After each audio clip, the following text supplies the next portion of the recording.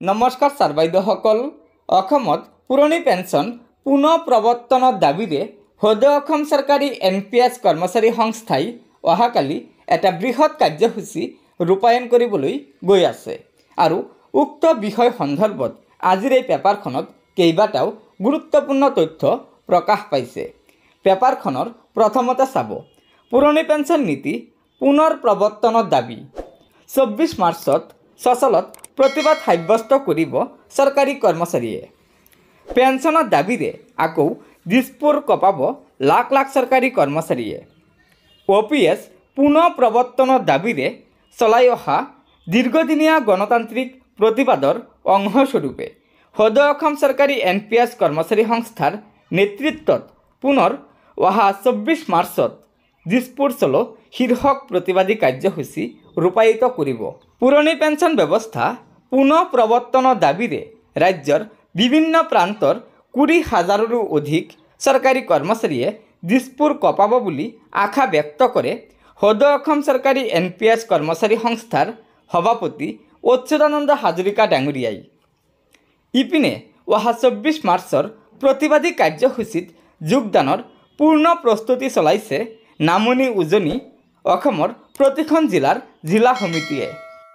আৰু অহাকালি অৰ্থাৎ 24 মাৰ্চত ৰাজ্যৰ সকলো শিক্ষক কৰ্মচাৰী সন্থা তথা সংঘৰ সহযোগত সকলো প্ৰান্তৰে চৰকাৰী শিক্ষক কৰ্মচাৰীয়ে কৰ্মবিৰতি পালন কৰাৰ লগতে গুৱাহাটীত সচলত সমবেত হৈ দিছপুৰ চলো কাৰ্যসূচী ৰূপায়ণ কৰিব। ইপিনে সদৌ অসম চৰকাৰী NPS কৰ্মচাৰী সংস্থাৰ সভাপতি অচ্যুতানন্দ হাজৰিকা ডাঙৰীয়াই আৰু সাধাৰণ সম্পাদক অপূৰ্ব শৰ্মাই এটা প্ৰেছ বিজ্ঞপ্তিত এইদৰে প্ৰকাশ কৰে যে ৰাজ্যৰ কৰ্মচাৰী সমাজৰ অৱসৰপ্ৰাপ্ত সময়ৰ সুৰক্ষা মূল শংকাৰ বিষয়। যদিও পুৰণি পেঞ্চন ব্যৱস্থাই সুৰক্ষা নিশ্চিত কৰাৰ একমাত্ৰ পন্থা আশা কৰা হৈছিল, ভাৰত চৰকাৰৰ দ্বাৰা ঘোষিত ইউনিফাইড পেঞ্চন আঁচনি ৰাজ্যত বলবৎ কৰাৰ সময়ত এই আঁচনিৰ অসুবিধাসমূহ দূৰ কৰাৰ কথা ৰাজ্য চৰকাৰে ভাবিব আৰু 2025-26 বৰ্ষৰ বাৰ্ষিক বাজেটত প্ৰতিফলন হ'ব। দুখৰ বিষয় পুৰণি পেঞ্চন ব্যৱস্থা বা OPS পুনৰ বলবৎ কৰাৰ কোনো উমঘাম নোহোৱাৰ লগতে অতি গুৰুত্বপূৰ্ণ অপৰিহাৰ্য সুবিধা যেনে সংশোধিত দৰমহাৰ লগত সংলগ্ন কৰা, কাৰ্যকালৰ সময়ত মৃত্যু হোৱাসকলৰ ক্ষেত্ৰত কম্পেনচেটৰী ফেমিলি পেঞ্চনৰ সুবিধা অক্ষুণ্ণ ৰখা, মৃত্যু আৰু অৱসৰকালীন গ্ৰেচুইটি প্ৰদান কৰা, কৰ্মচাৰীৰ পৰা কাটি ৰখা 10% ধন লাভৰ সৈতে ঘূৰাই দিয়া আদি প্ৰসংগ বাজেটত উল্লেখ নকৰিলে।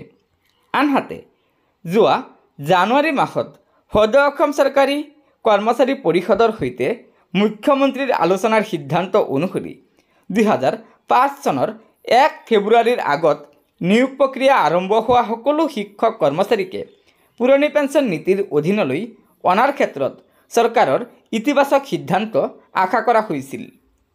এই প্ৰক্ৰিয়াত 2013 চনকে ধৰি চৰকাৰীকৰণ কৰা শিক্ষক কৰ্মচাৰীক সামৰি নলৈ প্ৰায় 1 লাখ শিক্ষক কৰ্মচাৰীক প্ৰাপ্য অধিকাৰৰ পৰা বঞ্চিত কৰিছে।